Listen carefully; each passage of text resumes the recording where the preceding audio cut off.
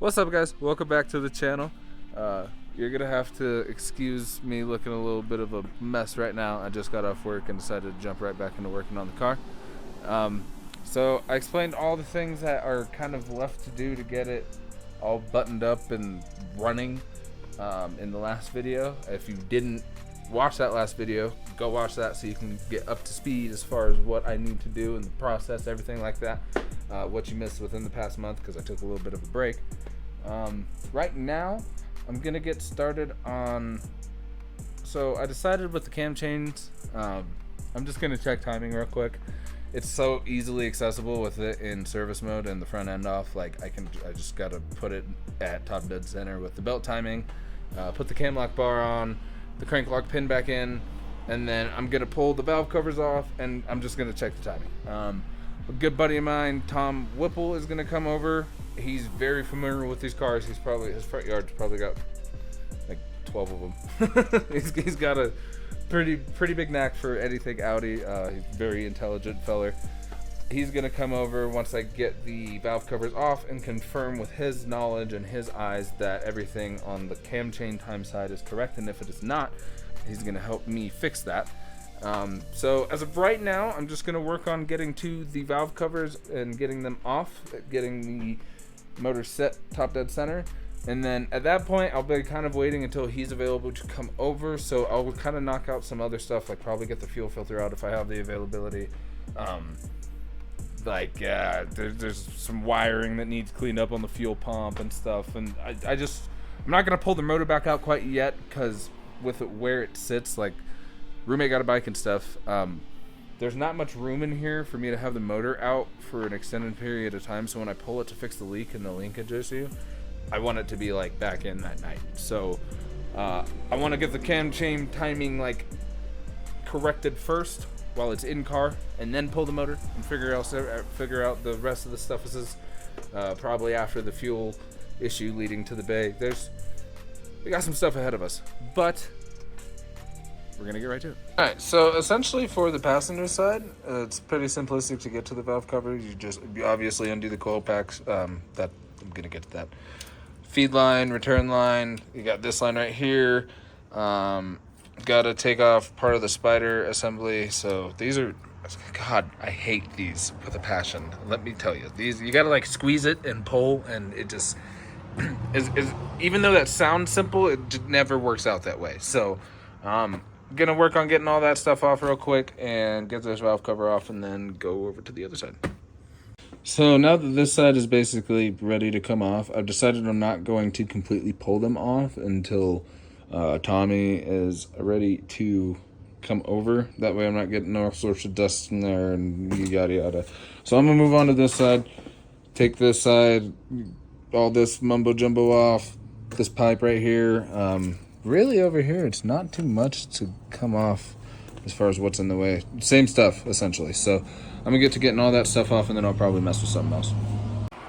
All right, so now that we got basically everything out of the way of the valve cover, or getting to them, all the coil pack wiring, the spider hose connection right here.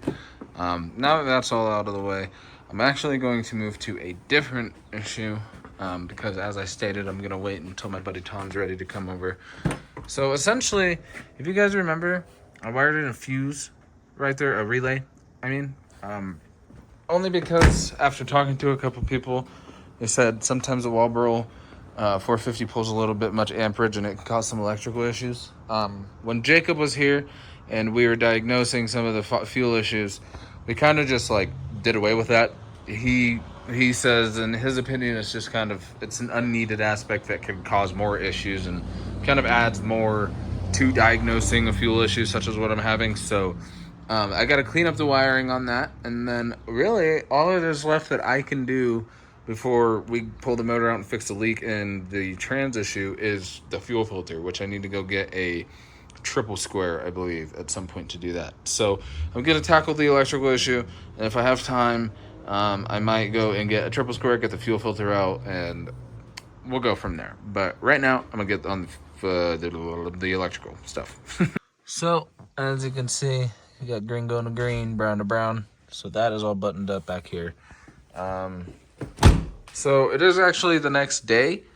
I didn't have time last night. I buttoned up the wiring last night, and then it was fairly, I wouldn't say it was late, it was probably like 8 o'clock, but to find the M8 that I needed, nobody was open, so I waited until today.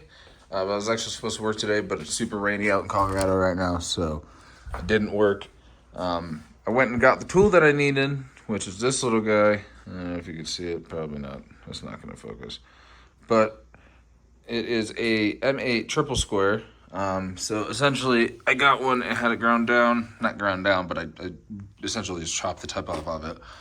And in theory, to get the filter off, fuel filter that is, I'm just going to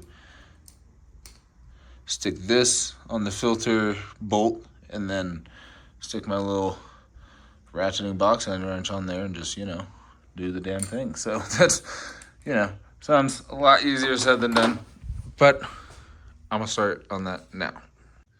Alright, so there's not much space down here, so you have to excuse me if the recording quality isn't the best.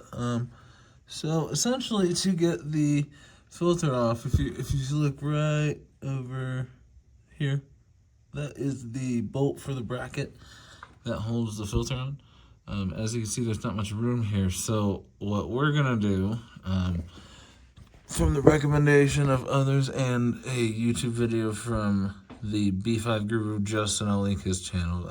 If you're a B5 guy and you've looked on YouTube or something, you know of Justin. In his video, you disconnect these 4 bolts for the fuel tank, and he swears it's not gonna come out. So I'm kind of just like trusting him on this, because this is my first time doing something like this. I'm gonna disconnect these 4, so it's essentially this here. You got that one right there, one right there, and then one right there. You're gonna disconnect those and then pull down on the tank and shove a piece of wood essentially in this region, and that'll give us enough space to get to that bolt using our little ground up, chopped up M8 triple square. So unfortunately, I probably won't be able to record that process, but I'll kind of try and record the steps as I get there. But yeah, I'm gonna get to that. Alright, so I am happy to report that the tank did not fall out after dropping those bolts. It is definitely loose though. So now I just gotta get this e-brake cable out of the way. It doesn't come off, it just like out. We just gonna pop this up from these brackets here, which I will do when I have 2 hands available. And then we kind of just pull this thing down and shove some wood in this area. So I'm gonna get started on that, and I'll update you guys in a minute. So as you can see, we got our little wood kind of wedged up in there between the body of the car and the tank. And because of that, I kind of moved these lines a little bit. Yeah, if I can get it handled right. But we have much more room to get to that little bolt right there. Right up. You get the point. You guys saw it before. But yeah, I'm gonna work on getting that off, and we'll work on removing the filter. So as you can see, the filter is in. You might notice the zip tie. That is because if you look, it's kind of hard to show you, but right there where that plastic looks all messed up.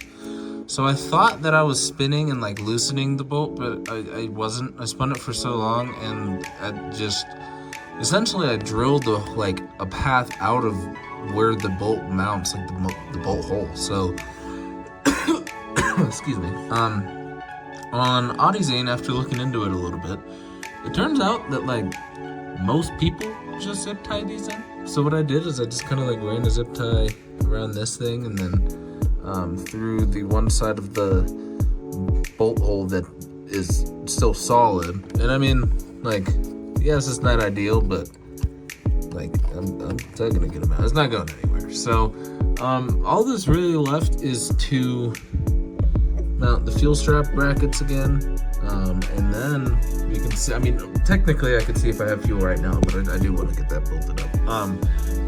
However, I am going to California in 2 days. So for right now, this is probably where it's gonna be left off. Next video, I'll probably see if we got fuel. So like I got the battery charging right now. That way when I get back, I have like full power and I can kind of flick the key on and off, see if I have fuel or not coming to the, out of this, where'd it go? It's somewhere. Out of this Johnny. So that's where I'm gonna leave it for right now. Not too much done this video, but it's still steps in the right direction. Next video, we'll see if I get fuel. Gonna do a leak down test, and then if leak down test numbers are okay, then I'm going to hopefully verify my timing, get that all sorted out, and then we'll be ready to pull the motor out if we have fuel. We'll be ready to pull the motor out to fix the trans issue and the oil leak issue. So slowly but surely we're getting there. Regardless, I appreciate you guys for watching the video and tuning in. Make sure you drop a like, subscribe, comment what you guys' thoughts on the video are. You know, it's kind of really any input at this point is appreciated. I'm getting input from a lot of people, which is super appreciated. But I just want to get the car on the road. Really, my biggest fear is leak down test numbers being bad from me trying to fire it with bad cam chain timing. But I really don't believe it's that far off. I really want to say it's not that far off to the point where I'd cause damage, but let's just hope and pray. See you guys at the next video. Appreciate you guys as always. Peace.